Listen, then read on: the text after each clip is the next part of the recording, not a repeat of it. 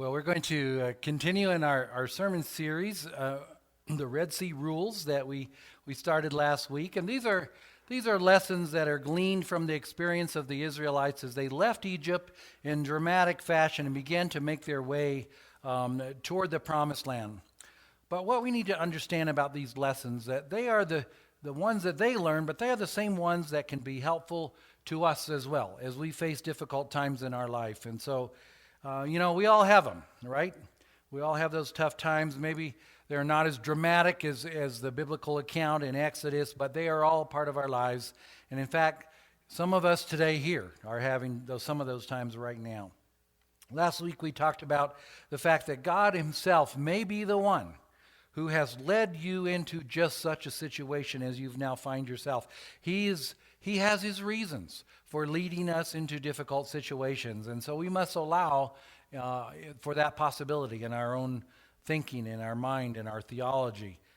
Rule number one, then, we learned last week was realize that God means for you to be right where you are. So when we left the story last week, the Israelites had just been instructed to camp at Pi Hahiroth, somewhere between, and the biblical account says, somewhere between the Red Sea and Migdol, and Pharaoh's army was in pursuit. And today we're going to extend the story, but only just ever so slightly as we look at the next couple verses. But for context, I'll start at the beginning of chapter 14 once again and just read a few verses here. This is Exodus chapter 14, starting in verse 1. It says, "Then the Lord gave these instructions to Moses. Order the Israelites to turn back and camp at Pi Hahiroth, between Migdol and the sea. Camp there, along the shore, across from Baal Zephon. Then Pharaoh will think, the Israelites are confused. They are trapped in the wilderness, and once again I will harden Pharaoh's heart, and he will chase after you. I have planned this in order to display my glory through Pharaoh and his whole army. After this, the Egyptians will know that I am the Lord." So the Israelites camped there as they were told. So I don't know what kind of difficult situation you might be faced or might find yourself in the future. Perhaps a loved one has been diagnosed with an incurable disease, or maybe we have a child or a close friend in crisis, or maybe we're facing, a difficult legal issue in our home or business, or maybe we've encountered some extreme expense or unexpected expense that's threatening to unravel our whole financial situation. Or maybe we're in the middle of a relationship crisis with our spouse or our children or our boss or whoever. It could be just about anything. But when you're in that sort of situation, what's your goal? What's your goal? What are you trying to do at that moment? Naturally, when we're in a mess, the thing we want to do is get out of it. Hopefully as quick as possible. We want to stop the pain, find the solution, resolve it, escape, whatever it is, the sooner the better. What I want to say today is one of the strategies for learning to deal with difficult times in our life is this idea of perhaps having a different goal than just that, and asking maybe a different set of questions when we find ourselves in a difficult situation. Instead of asking, how can I get out of this mess? Try asking this question: how can God be glorified through this situation? When we begin to ask a question like that, we see our difficult circumstances in a different set light, a different perspective. Our number one goal is not just to get out of the mess, although we always like that, but to see it almost as an opportunity, if you will, for God to show up in our lives and for him to make a difference and lead us through this situation. That we might understand it more fully and that others might see how God has worked. Other people are watching your life and they want to know, does God make any difference? Do you handle tough situations any different than anybody else does? Does it change the way that you react? Is God really even there? You notice in this passage how Pharaoh is reacting in verses 3 and 4. He's convinced that he now has the upper hand in this situation. He's has the advantage. So in verse 3 it says, "Then Pharaoh will think the Israelites are confused. They are trapped in the wilderness. And once again I will harden Pharaoh's heart, and he will chase after you. I have planned this in order to display my glory through Pharaoh and his whole army. After this, the Egyptians will know that I am the Lord." See, God had orchestrated this whole set of events for a specific purpose. He was demonstrating both to the Israelites, his own people, and to Pharaoh and the Egyptians just what he was capable of doing on the behalf of those who were willing to follow him, his people. And he was, they were in this impossible mess, but it was an opportunity for God to work in a miraculous way. And I'm telling you, you don't want to miss those times that God works in ways such as that. I told you sometime back about a story that happened in my life when I was a college student, a Bible college student in Houston, Texas. And, finances were extremely tight. And truthfully, at that time, we were just barely making it, as is often the case. There was a lot of month left over at the end of the money. You know what I'm saying? Some of you know what I'm talking about. And on one occasion, I remember it was a Saturday night. We were broke. Our checking account was probably less than $5. We had no money at all, and we were just hoping we did the math right, so we didn't bounce a check. But we looked at our cupboard and the refrigerator and to try to find something to eat that night, and when we looked there, the only thing that we found was one can of green beans. One can of green beans. And I remember we looked at each other and we were thinking, this meal is going to be pretty meager tonight. It's not going to be very enjoyable. But just about that moment, literally about that moment, the phone rang. And at the end of the line were a man and his wife, Terry and Debbie Blake, and they were a couple about our same age that lived in the apartment complex, and we had just barely met them. But they were also studying for ministry at Gulf Coast Bible College, and they said, "Hey, we're just getting ready to start dinner. We wanted to know if you might be able to join us." They were going to bake a chicken and had some salad and potatoes, and they wondered if we might be willing to bring a vegetable or something. We would just put it all together and have a meal. I could hardly believe what I was hearing at that moment. This invitation to dinner could not have come at a more opportune time for us. And not only was this really a very generous offer by a couple who were most likely just about as broke as we were, to tell you the truth, but the timing of it I will never forget. And they literally asked us to bring the one and only thing that we could have possibly brought to that dinner that night, a can of green beans. I'm telling you, I would not trade that experience for anything. Yes, we were experiencing hard times. The finances were really a struggle, and it wasn't fun. But in that moment, God showed up, and he was glorified. And it confirmed to me in that moment that God was looking out for us as we were preparing for ministry. And it reminded me that I serve a God who's concerned about even those small details of my life, like where my next meal is going to come from. And it reminded me that there were resources available to God that I knew nothing about, far beyond what was in my checkbook at the time. So in an instant, a simple phone call and an invitation to dinner had become so much more. Well, the Israelites no doubt wanted out of their mess. They had got themselves basically trapped, and it was a mess. But we can see it was an opportunity for God to show up in their lives in an amazing way. And I remember, I told you last week I'm using this little book, The Red Sea Rules, written by Robert Morgan, and he writes it this way. He says, "On that dramatic evening, God's glory sparkled in the moonlight as the ocean spray dashed and danced hither and yon until the waters divided and the seafloor appeared as dry ground. His honor rose up in liquid walls before the wide-eyed Israelites, and his exploits became the substance of their songs and stories for 1,000 generations." This moment in the history of the Israelites helped define and to mold who they were from that point forward, and they never forgot it.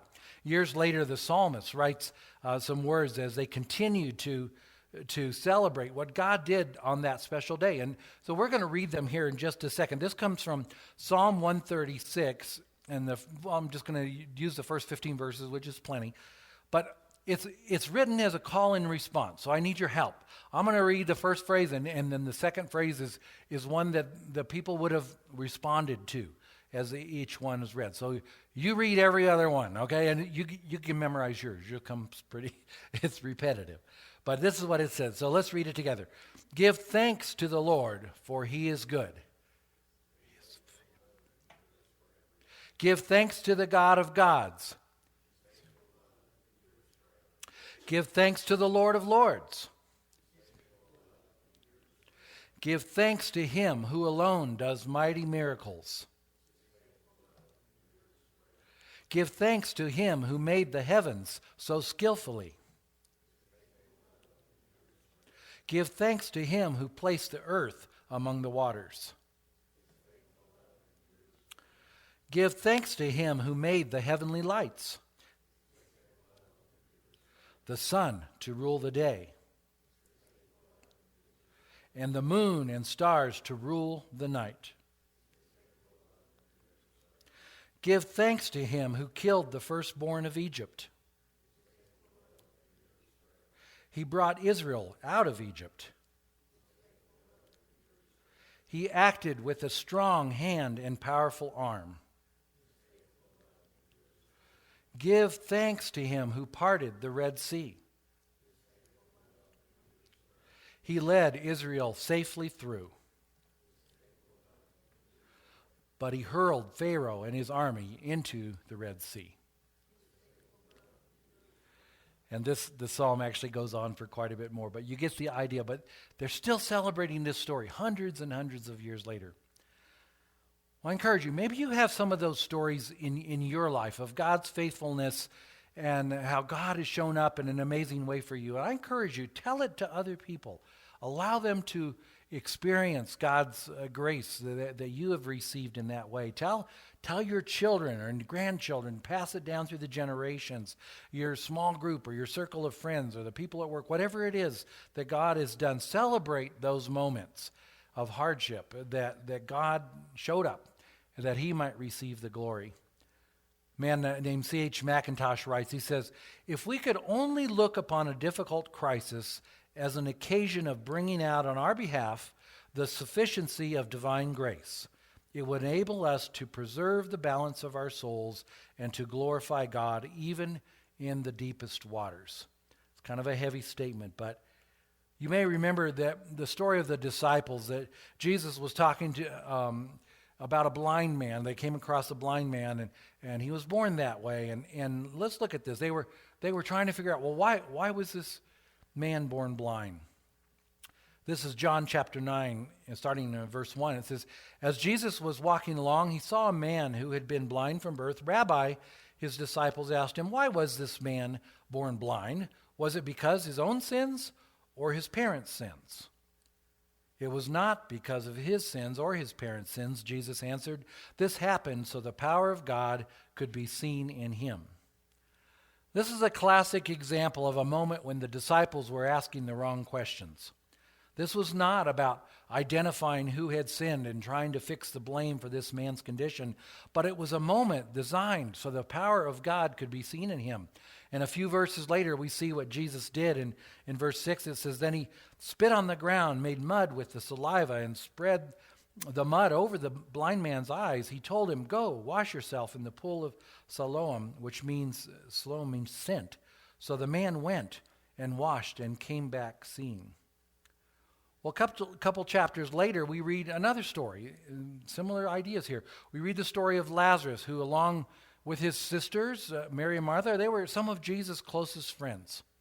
And this is the story from John 11. It says, a man named Lazarus was sick. He lived in Bethany with his sisters, Mary and Martha. This was the Mary who later poured the expensive perfume on the Lord's feet and wiped them with her hair. Her brother Lazarus was sick. So the two sisters sent a message to Jesus telling him, Lord, your dear friend is very sick. But then Jesus heard about it and he said, Lazarus' sickness will not end in death. No, it happened for the glory of God, so that the Son of God will receive glory from this. Now, can you imagine this situation? Lazarus is sick. He's very sick to the point of death. He's about to die, and his sisters send word to Jesus to come. And so what did Jesus do? He delayed. He didn't come right away. He didn't bail them out of their troubles immediately as they would have expected and hopefully wanted, but he didn't come and heal Lazarus at this most opportune moment. He waits until Lazarus is dead. Dead. Martha, in verse 21, it says, Martha said to Jesus, Lord, if only you had been here, my brother would not have died. But even now I know that God will give you whatever you ask. Jesus told her, your brother will rise again." "Yes," Martha said, "he will rise when everyone else rises at the last day." Jesus told her, "I am the resurrection and the life. Anyone who believes in me will live, even after dying. Everyone who believes in me and believes in me will never die." "You do believe this, Martha?" "Yes, Lord," she told him. "I have always believed you are the Messiah, the Son of God, the one who has come into the world from God."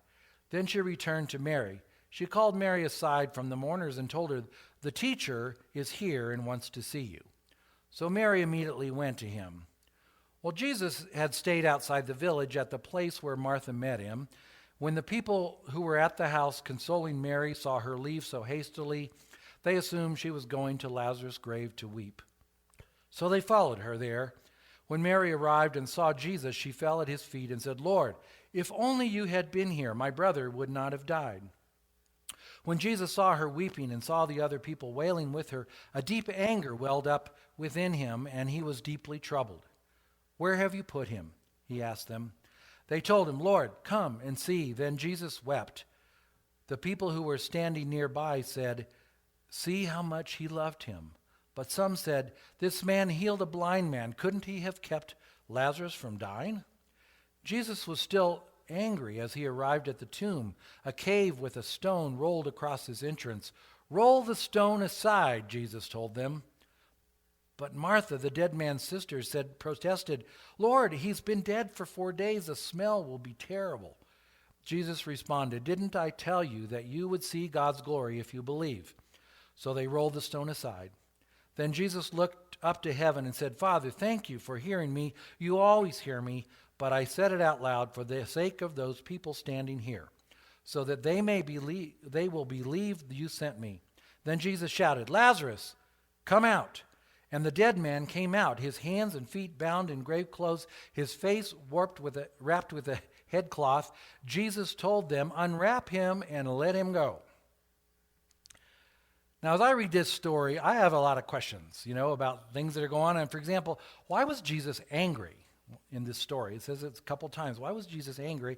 And why did he weep? Especially if he knew that he was going to raise Lazarus from the grave in just a matter of moments.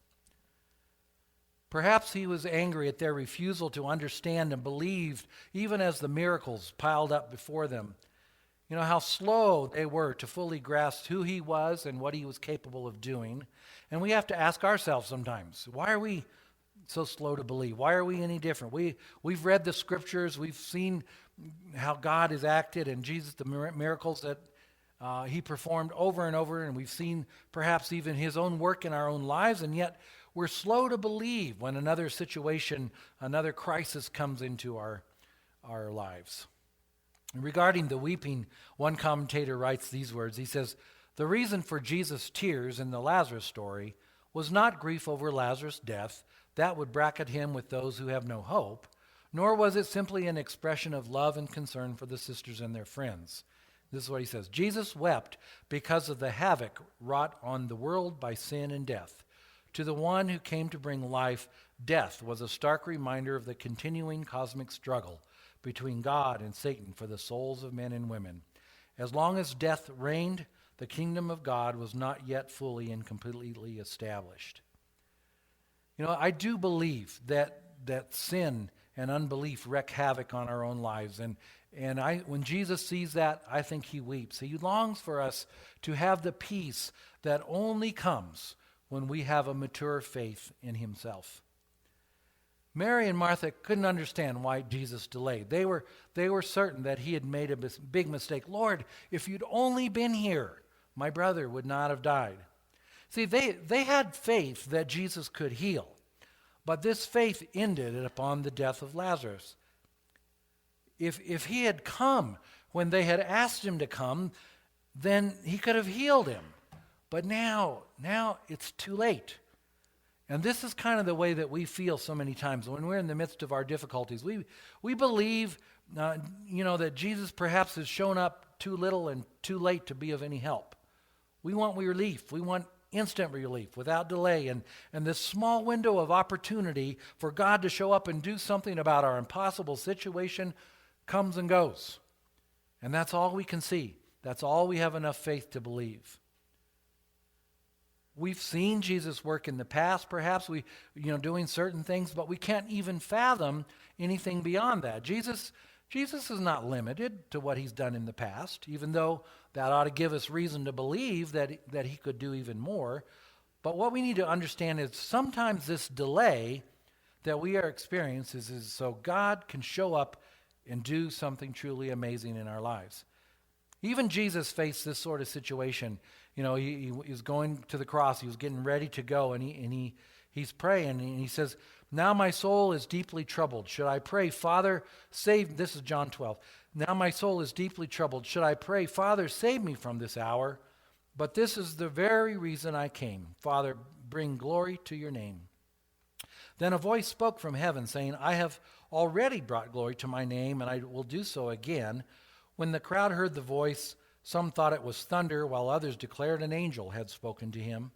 Then Jesus told them, "The voice was for your benefit, not mine.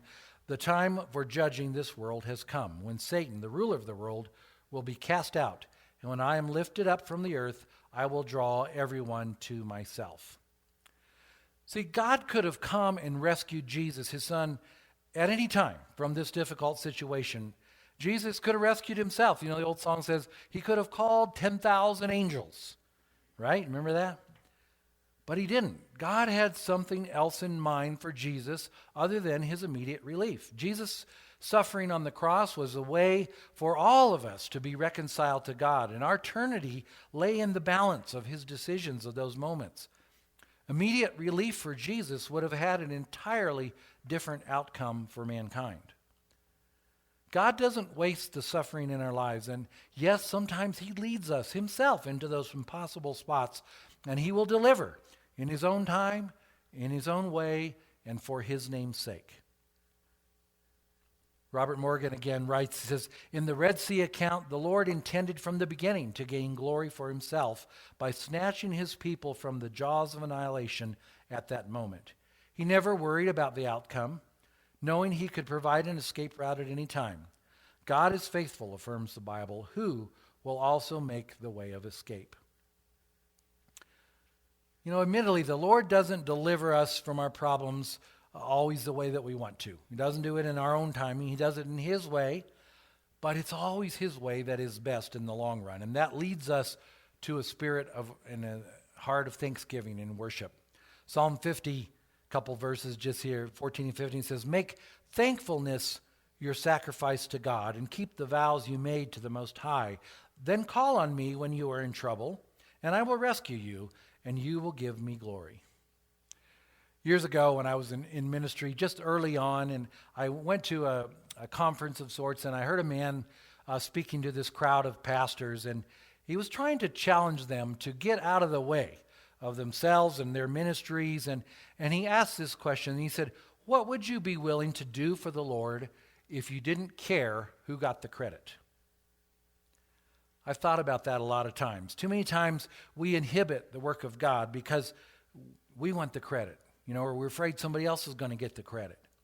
And many times we cause trouble when we get ourselves in the way in that times. And I'm always humbled, though, and amazed at the times when I see the people of God helping out. Maybe in somebody needs help, and they just do it. They just come and they do it. They support a ministry, or perhaps they give a substantial amount of money and they do it anonymously. They just do things. When I see the people of God do that, I'm always amazed because they're more concerned that God get the glory than themselves. They're not looking to be praised themselves. They want God to get the glory. Well, let me give just this final story. It says, a mother tells the story of this 16-year-old son named Jason, and sadly, it's a story that's all too often repeated in our own homes sometimes and communities. We see this too often. But he had fallen into the wrong crowd. He dropped out of school. He was using drugs, and his life was spiraling out of control. Now, Jason had been arrested for armed robbery. And through her tears, this mother, she expressed how she loved her boy, but the problems with him just seemed beyond solution. And so she drove to the juvenile detention center that day, and she says she needed windshield wipers to wipe the tears from her eyes. She could hardly see the road. I've had a few of those drives myself from time to time. But she arrives and she finds that God is already at work in this situation, answering her prayers. Jason, he's now dressed in these prison fatigues, was also weeping, and he wanted just two things. He wanted a Bible, and he wanted to turn his life around. He became like that prodigal son that had finally come to his senses, and spiritually speaking, he was ready to return home, to return to the Father. And from that day forward, he became a totally different person. Like the Israelites at the Red Sea, that worst moment of this mother's life when she was driving to this detention center when her son has been arrested and it's going to be the worst day of her life, she's absolutely convinced. And what does it become? It becomes the greatest day because his life was turned around at that moment. That's the Israelites. That's what happened to them. And God showed up in an amazing way. So I just want to encourage you, next time when you find yourselves in one of those impossible situations, instead of asking, how can I get out of this mess, the quicker the sooner the better, ask, how can God be glorified in this situation that I'm facing? That's rule number 2. Be more concerned for God's glory than for your relief. Be more concerned for God's glory than your relief.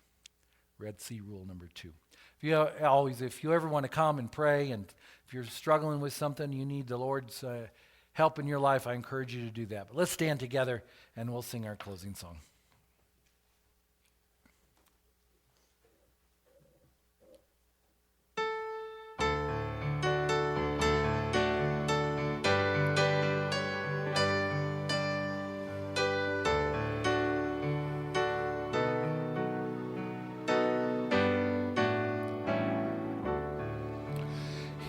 Giveth more grace when the burdens grow greater. He sendeth more strength when the labors increase. To added affliction he addeth his mercy. To multiplied trials his multiplied peace. His love has no limit, His grace has no measure, His power no boundary known unto men. For out of His infinite riches in Jesus, He giveth and giveth and giveth again. When we have exhausted our store of endurance, when our strength has failed ere the day is half done, when we reach the end of our hoarded resources, our Father's full giving has only begun. His love has no limit, His grace has no measure, His power no boundary known unto men. For out of His infinite riches in Jesus, He giveth and giveth and giveth again. Well, I want to thank you all for being here today and for sharing this time together and that we might worship the Lord each week. But I pray that it'll go with you. Let's bow to the Lord. Lord, we are so grateful for the blessings that are there, but Lord, there are also those tough times that we've talked about today and this series is about. And we know life is not always easy. And so as we walk out of this place, Lord, help us that we might find those times that we can glorify you, that you would show up in a miraculous way and help us, and that we might share that news with others who may find themselves in tough times, that they would know the God that we know, that shows up in those times and does amazing things in our life. Go with us in Jesus' name. Amen.